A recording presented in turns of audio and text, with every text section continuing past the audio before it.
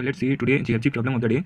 So what question says that you will be given an array which will contain an integer and you have to output a vector of integer which will contain integer in such a way that for every element what could be the farthest index that has value less than it has. Like if it is 2, what is the furthest index possible that has value less than 2? Less than means it can be anything, but it should be less than 2. It can be 0, 1 or anything, but it should be less. So there is only one number that is exact, that is less than, strictly less than. There is a not equal to sign. So less than is 1. So for that it is at index 2 according to zero based indexing. So answer will be 2. Similarly for 5, there are all number which are that are less than 5, and you have to check the index that are to its right. Like here it is given, that means to its right we have to check, and we have to give the furthest index here. This is the furthest index, that is 4, which is less than 5. So this is how output is generated. Here -1 is because for 1 there is no element that are less than 1, and similarly for 2 there is no element to its right which is less than. So I hope question is clear. Let's move to the solution. So I have taken the one first example from the question. So one of the approach is brute force. What you can do, just iterate for this. What could be the answer? Just check it to its right for every element. For this, check every right element. For this, every right element. Like if it is less than for this, then they store the index. For if it is not less than, then just skip. So you have to do for every element, and you can obtain answer correctly. But the time complexity for this is n square.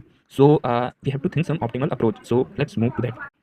So in this example, on observation, you will find if the element at any position is, suppose this is 2, so the element to its right, if it is greater than 2, it will be of no use for any element here, because it will always, and suppose we are considering this 5, for this element less than 5 is 3 also and 2 also, but we will always prefer this 2 because this is the furthest index than 3. So what I'm trying to say, that if element is less and if to its left if it is greater, it will never be considered because this will always be preferred as it will be the furthest.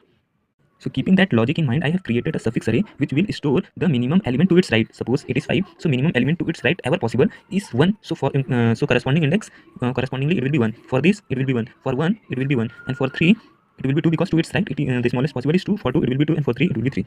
So what are these values? These are values basically will be the if we want to find array of j, apart from this all the values are unnecessary. Like there is no 5, so you can just check dry run. 5 will never become as array of j element. It will never be the solution for any element. Similarly, what element has not come, all elements will come. Suppose here it was 2, so for this index will never be used. Not 2, suppose here it is 8, so 8 will never be used.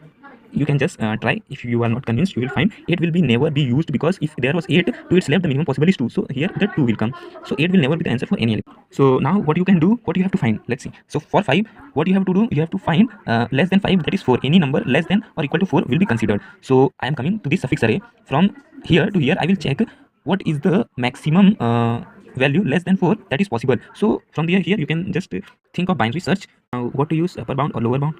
I'm using upper bound because, and for finding the element array of -1, because it will give the furthest possible as it is in ascending order, and that will be our